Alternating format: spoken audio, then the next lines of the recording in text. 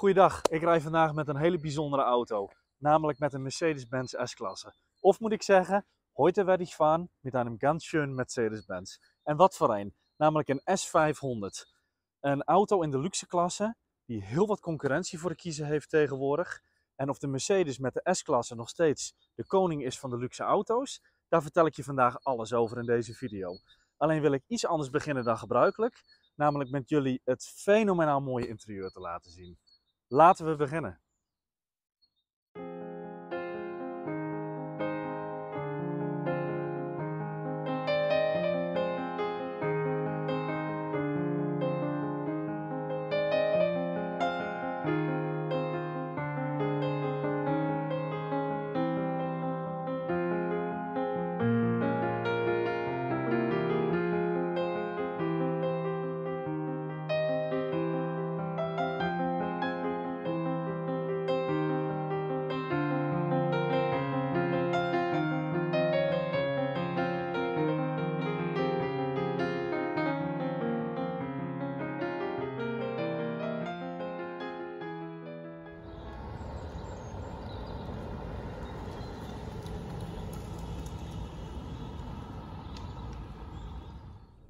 De Mercedes S-klasse was natuurlijk altijd een enorm begrip binnen het segment van de luxe auto's.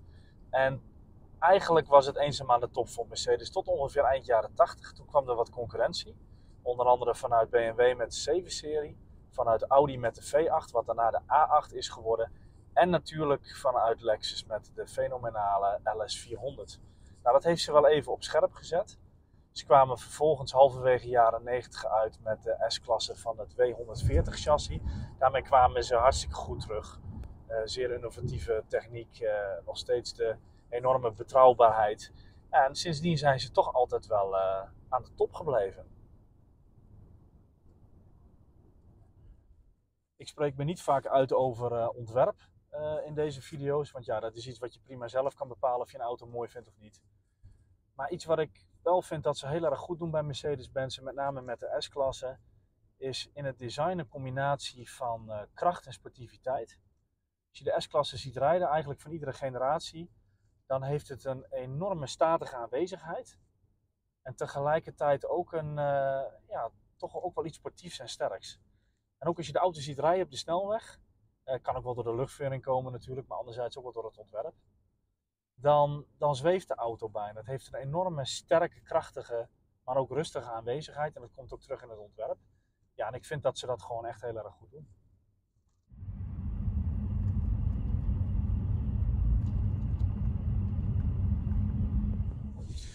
Dan de motor. Nou, Mercedes-Benz was natuurlijk bekend om zijn 5,5 liter motor. Die hebben ze jaren gebouwd, ook als AMG motor. Nou, door wat milieurestricties hebben ze een andere motor doorontwikkeld. Die ligt in deze versie, namelijk een 4,6 liter twin turbo V8. Ja, bij dit soort auto's gaat het niet zozeer om het piekvermogen, maar vooral om het koppel vanwege het gewicht van de auto natuurlijk. Dus de motor levert 455 pk, maar 700 Nm koppel. En dat wordt al geleverd vanaf 1800 toeren. Dus deze auto rijdt wat dat betreft qua gevoel een beetje als een diesel. En dat is natuurlijk helemaal prima, want in een zware auto wil je gewoon veel koppel hebben. Zodat hij makkelijk van zijn plek komt, ook onderin.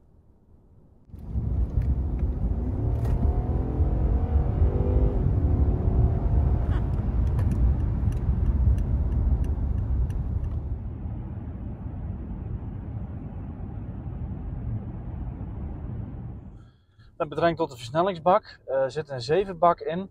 Ja, natuurlijk gebouwd om boterzacht te zijn. In zo'n auto wil je natuurlijk niks dan soepelheid en comfort. En je voelt dan ook absoluut niet dat de auto schakelt.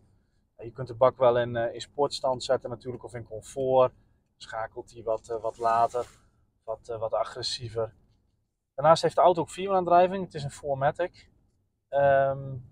Ja, geeft natuurlijk wat extra grip, zeker bij slechte weersomstandigheden. Of als je in de bergen woont en het heeft gesneeuwd, dan werkt dat natuurlijk altijd een heel stuk beter dan alleen achterwielaandrijving.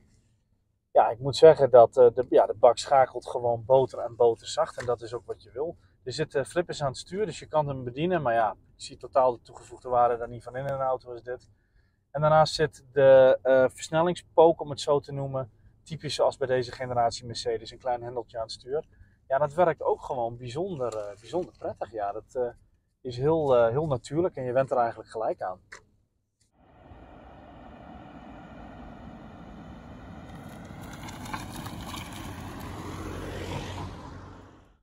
Ja, en de S-klasse is natuurlijk net zo interessant als passagier als dat het is als bestuurder. Ja, het is gewoon bijzonder goed toe achterin een S-klasse als deze. Zeker met dit prachtige interieur, entertainment, massagestoelen, Burmeister audiosysteem. Ja, en vooral het materiaalgebruik. Het is gewoon echt bijzonder comfortabel.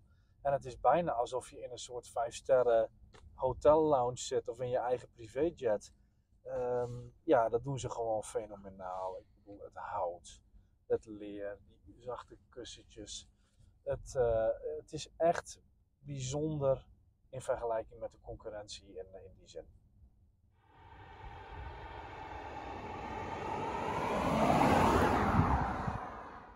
Dan over het onderstel. Deze auto heeft luchtvering. De S600 en de AMG-versie hadden nog wat andere opties voor het onderstel, nog wat geavanceerde. Maar deze S500 heeft luchtvering.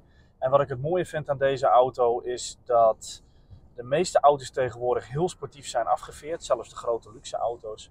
Maar als je deze auto in comfort zet, dan is het gewoon een ontzettend comfortabele, fijne, luxe auto.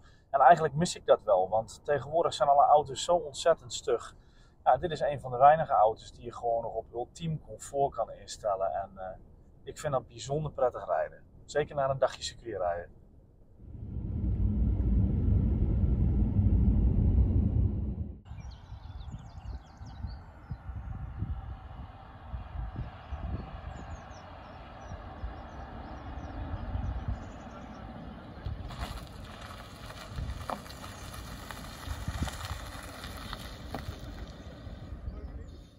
Dan, om antwoord te geven op de vraag, is de Mercedes-Benz met de S-klasse nog steeds de koning in zijn klasse? Wat mij betreft wel. En dat zit hem niet in de technologie, want iedere concurrent heeft dat ook. BMW met de 7-serie, Audi met de A8, Lexus met de LS.